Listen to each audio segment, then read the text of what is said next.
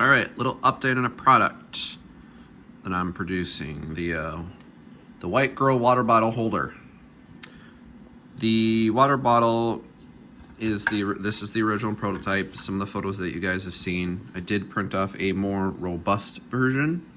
This version has 6 walls and 30% infill, and it is very heavy and sturdy. Like this sucker ain't gonna break. And somehow it just selected videos for me smashing whatever. So yeah, so this is the original prototype. It was two different designs. I liked how when it printed this on its horizontal, it made the plastic go this way, so you had more structural, because my concern was trying to engineer a very robust hinge is very difficult. Surprisingly, it's actually very strong in this PETG. So let's get back to this and then we'll get to the final version. As you can see, it fits the Stanleys pretty well. You know, there's at least tight enough tolerance. It might be a need to be a little bit high, but I'm not really too worried that I'm violently shaking that. It's not gonna come out. The one thing that I've kind of heard from other people is potentially I might want to use it for something else. You know, we're thirsty, we need to drink. The cup holders in our car sucks. It does. It gets in the way of the shifter. You have to like put your arm over here for the shifter. It's just, I ain't fucked up in the cup holders.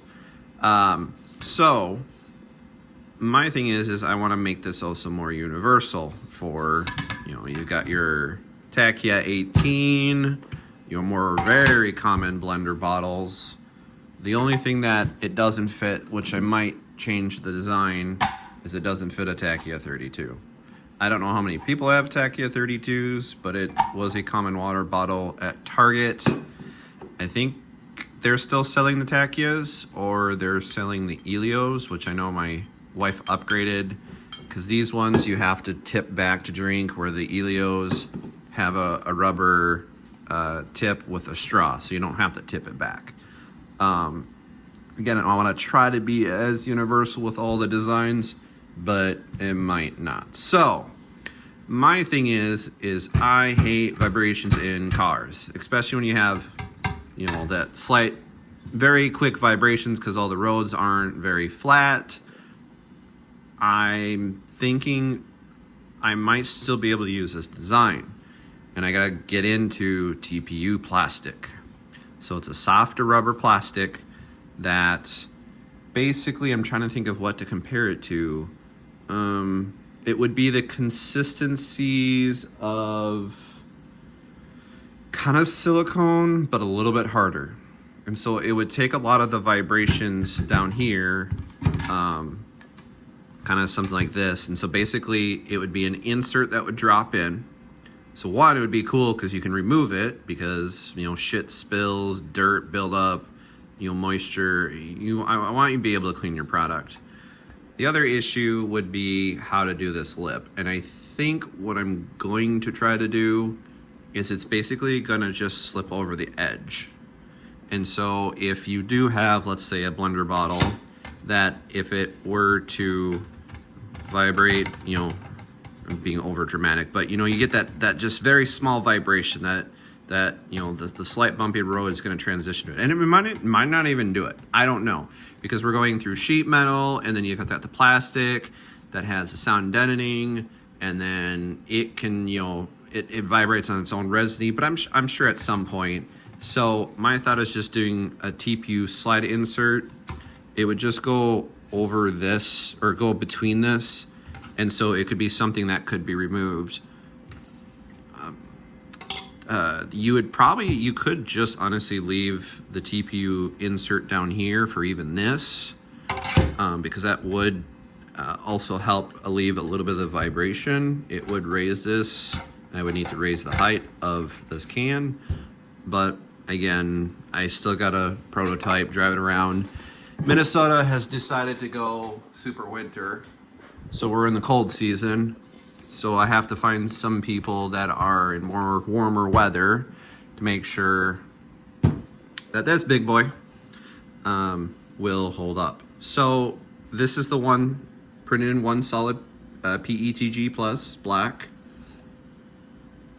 The other design that I thought about using, the TPU bottom insert, I put 2 more of the straight splines. So basically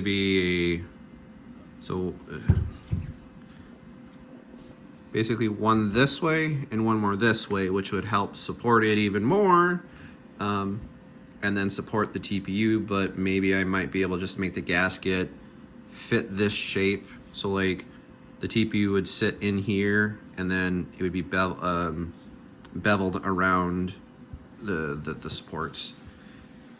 This is where I'm kind of thinking the 3M tape needs to go. This is the super strong adhesive version. There's different levels of strength of stickiness. This is the most strongest.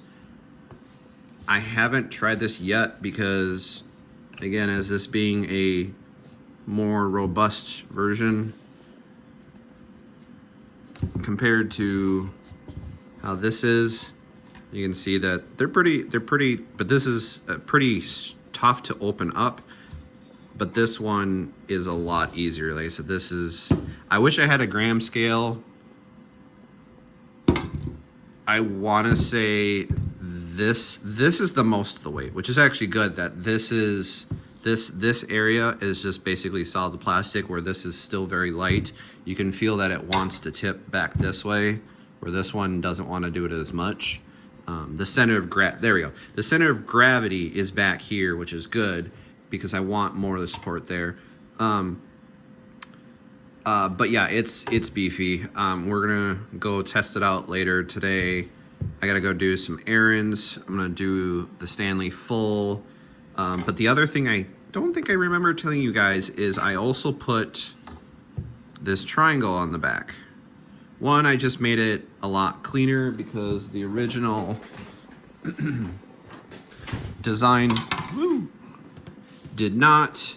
It basically was just flat, and it was kind of a pain in the ass to put in. But why I did this is because behind it, behind that piece of plastic that you're going to slide it on, is a kind of an angled piece of fabric. And so I'm actually also using this, so when you wedge it in there, that it's going to also try to kind of force this closed, because these teeth do a lot of work. Even for how little they are, they really grab onto that plastic. And like I said, this is just to support it from preventing it from going back and forth. So I'm excited. I'm glad it didn't take a lot of R&D.